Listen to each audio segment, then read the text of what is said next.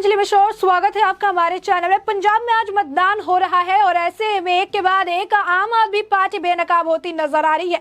बता दें कि अभी हाल फिलहाल में कुमार विश्वास ने आम आदमी पार्टी के जो नेता या यूं कहिए कि दिल्ली के मुख्यमंत्री अरविंद केजरीवाल को लेकर बड़ा खुलासा किया था और ये बात कही थी कि अरविंद केजरीवाल ने उनसे ये बात कही कि या तो वो पंजाब के मुख्यमंत्री बनेंगे या फिर स्वतंत्र राज्य यानी खालिस्तान के प्रधानमंत्री बनेंगे। और इसके बाद से ही ये मुद्दा जो है काफी ज्यादा गरमाया नजर आया।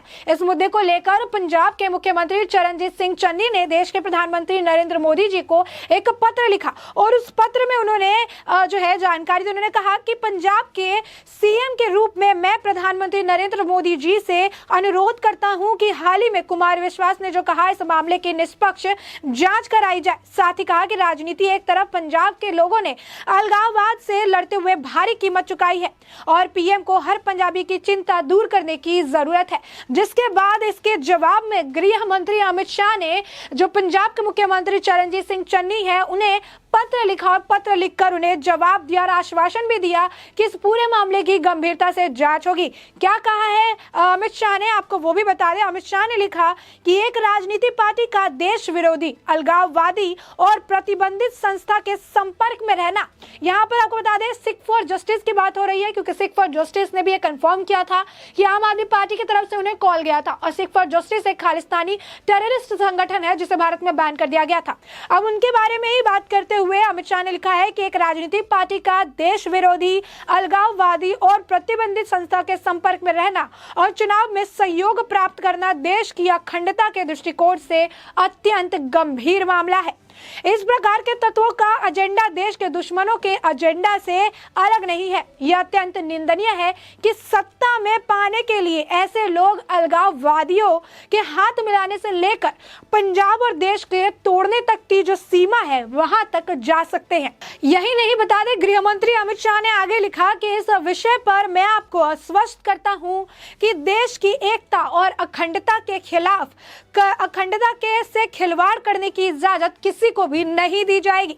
भारत सरकार ने इसे अत्यंत गंभीरता से लिया है और मैं स्वयं इस मामले को गहराई से दिखवाऊंगा, यानी गहराई से इस पूरे मामले की जांच करवाई जाएगी कि आगे आम आदमी पार्टी और सिख फॉर जस्टिस का यह जो समर्थन वाला मामला चल रहा है, यह जो टिप्पणी है खालिस्तान को लेकर, इसमें कितनी सच्चाई और क्या कुछ जो है। एक तरफ तो अरविंद केजरीवाल यहाँ एक्सपोज हो गए, उनकी परेशानी बढ़ने वाली है क्योंकि इस पूरे मामले की अब जांच होगी और उनके जो है कनेक्शन निकल के आने वाले, क्योंकि सिख फॉर जस्टिस ने दूसरे लेटर में ये बात बयां की थी कि राघव चड्ढा की ओर से उन्हें फोन किया गया था और ये बात कही गई थी कॉल पर कि अरविंद केजरीवाल और भगवत मान सिंह जो कि इस वक्त आम आदमी पार्टी के सीएम कैंडिडेट है पंजाब में, उनके अंदर खालिस्तानी रेफरेंडम को लेकर सॉफ्ट कॉर्नर है। अब इस पूरे मामले की गंभीरता से जांच करने की बात अमित शाह ने कह दी है और इस पूरे मामले को देखते हुए अब जो है अरविंद केजरीवाल उनकी मुश्किलें बढ़ने वाली है। साथ ही साथ अब आपको बता दें कि अरविंद केजरीवाल जिस एजुकेशन मॉडल को लेकर वो पंजाब में जो है सियासत करने की कोशिश कर रहे हैं, जिस एजुकेशन मॉडल के बल पर पंजाब की जनता से वोट मांग रहे हैं, उस एजुकेशन मॉडल का भी आपको बता दें कि अमित मालविया ने एक्सपोज कर दिया है कि वह एजुकेशन मॉडल जो है किस तरीके का है।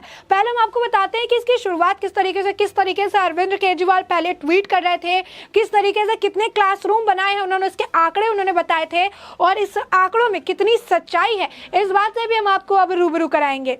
बता दें कि अरविंद केजरीवाल के खुद के जो ट्विटर हैंडल है वहां से ट्वीट किया गया था। दो ट्वीट्स है, एक 2019 का है और एक 2022 का है।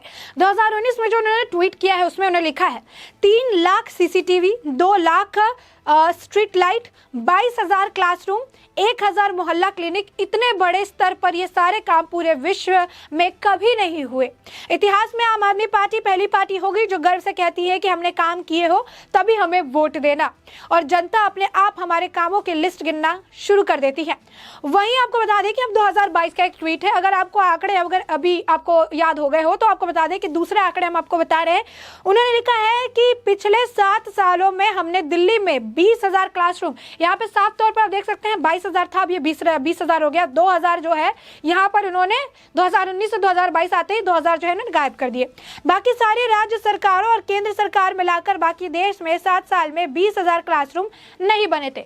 यानी अरविंद केजरीवाल जो खुद से आंकड़े पेश कर रहे हैं, अरविंद केजरीवाल जो आंकड़ों की बात कर रहे हैं, जिस एजुकेशन मॉडल पे इस वक्त वो राजनीति खेलते नजर आ रहे हैं, उसी एजुकेशन मॉडल के आंकड़ों में कितनी बड़ी हेर फेर है आप यही देख सकते हैं। जहां पर 2019 में 22,000 क्लासरूम की बात इन्होंने कही, वही 2022 आते हुए 20,000 हो गया, यानी 2,000 क्लासरूम तो इन्होंने ऐसे ही हटा दिए। तब आप ये सोच सकते हैं कि इनके जुबानी जो ये बातें कहते हैं और जमीनी हकीकत जो है उसमें कितना जमीन आसमान का फर्क होगा, जबकि 2 साल के अंदर इनके आंकड़े में 2,000 का फर्क आ जाता है। तो यहीं पे हम आपको बता दें कि इसे लेकर जो है अब खुलासा किस तरीके से और किस तरीके का इसका ट्वीट आया है वो भी आपको बता दें। प्रशांत उमराव ने इस दोनों ट्वीट को साझा किया है। इससे पहले वाई सत्य कुमार ने इसे साझा किया था और उन्होंने लिखा था, क्लासरूम है या कोरोना के मामले समय के साथ कम ज्यादा होते रहते हैं। इसके बाद प्रशांत उमराव का ट्वीट है, ये दोनों ट्वीट जो है केजरीवाल के साझा किए हैं 2019 और 2022 के। उन्होंने लिखा है, लगता है सर जी ने 2,000 क्लासरूम को ठेके में परिवर्तित कर दिया है। वहीं आपको बता दें कि अखिलेश आनंद का भी ट्वीट है, उन्होंने भी अरविंद केजरीवाल के दोनों ट्वीट को साझा किया और लिखा है, मतलब आए बाय साए कुछ भी आंकड़ा दे दिया जाता है क्या। तो अब आपको बता दें कि इसकी सच्चाई क्या है, किस तरीके से अरविंद केजरीवाल जिस एजुकेशन मॉडल के ऊपर वो वोट मांग रहे हैं उस एजुकेशन मॉडल की सच्चाई क्या है, इस बात से विद डाटा आपको बता दें कि अमित मालविया ने रूबरू करवाया है। अमित मालविया ने बताया है कि किस तरीके से जो इनकी एजुकेशनल जो आपको बता दें कि जो पॉलिसी है, ये जो एजुकेशन जो इनका मॉडल है उसकी सच्चाई क्या है। यूं कहे कि दिल्ली में अरविंद केजरीवाल के एजुकेशन मॉडल को अमित मालविया ने एक्सपोज कर दिया है। क्या इसके बारे में सच्चाई है, किस तरीके से लोगों को बेवकूफ बनाया जा रहा है, अब इसके बारे में आप विस्तार से जान लीजिए। अमित मालविया ने कहा है कि अरविंद केजरीवाल जो कि लोगों को कह रहे हैं, जो लोगों को कह रहे हैं और जो जमीन पर है उसमें जमीन और आसमान का फर्क है। अरविंद केजरीवाल कहते हैं कि 20,000 क्लासरूम बनाए। शुक्र है अरविंद केजरीवाल कभी भी रेल मिनिस्टर नहीं थे, नहीं तो अब तक नई रेल शुरू नहीं करते बल्कि रेल के पीछे डिब्बे जोड़ते चले जाते। अमित मालविया ने आगे कहा कि अरविंद केजरीवाल का कहना है कि उन्होंने स्कूल के अंदर क्लासरूम बनाए।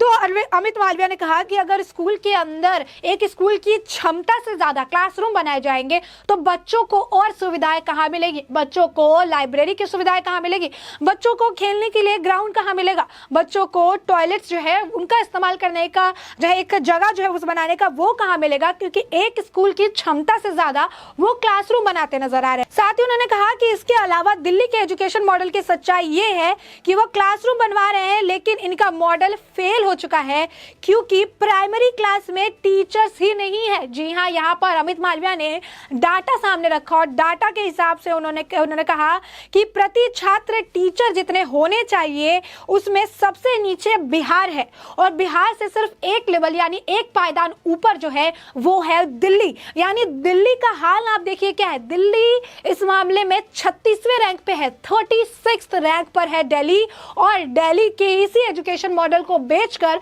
वो पंजाब में आने की कोशिश कर रहे हैं। अब इसके बारे में आपको बता दें कि उन्होंने आगे बताया कि इंडिया के अंदर जो रैंक है वो ये है कि 26 स्टूडेंट पर जो है एक टीचर होना चाहिए। मतलब ये जो है एक एवरेज डाटा है कि 26 स्टूडेंट्स पर एक टीचर होना चाहिए।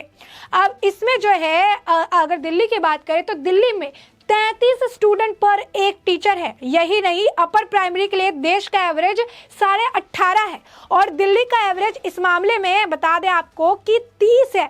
वहीं सेकेंडरी के लिए देश का जो आंकड़ा है वो 18.5 है, तो दिल्ली के लिए 27.6 यानी तो तकरीबन 28 जो है वो आंकड़ा है।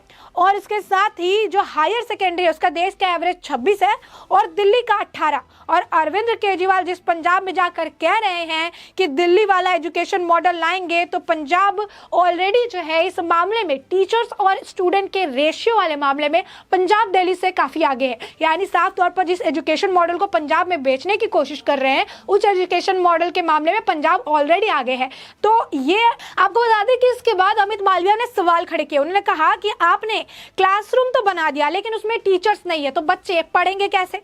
उन्होंने कहा कि आप पंजाब में ये बता रहे हैं कि दिल्ली में आपने गजब की क्रांति ला रखी है।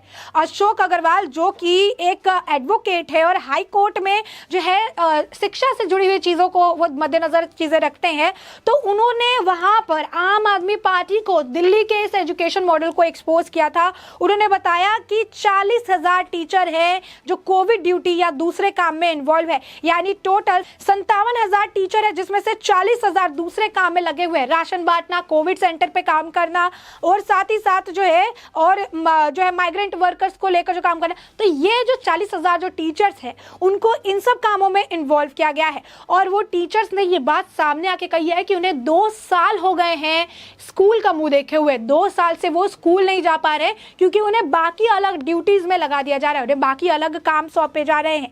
यही नहीं, आपको बता दें कि अजय वीर यादव जो कि दिल्ली गवर्नमेंट टीचर एसोसिएशन के प्रेसिडेंट है, उन्होंने बताया कि दिल्ली में टीचर्स का तमाशा बनाया गया है। दिल्ली में टीचर जो है वो तमाशा बनाकर उन्हें छोड़ दिया गया है और दिल्ली का एजुकेशन का मॉडल पंजाब में बेचा जा रहा है। लेकिन इसके बारे में कोई बात नहीं करेगा, इसके बारे में कोई चर्चा नहीं करता है। क्यों? क्योंकि दिल्ली के जो मुख्यमंत्री अरविंद केजरीवाल वो बाकी चैनल्स को हैवी अमाउंट जो है पैसे देते हैं एडवर्टीजमेंट के लिए, और एडवर्टीजमेंट ये एक वजह है जिसकी वजह से चैनल खुलकर इन मुद्दों पर बात नहीं करती, इन मॉडल्स के बारे में नहीं बताती, और इसी मॉडल को लेकर वो पंजाब में खेल रहे हैं।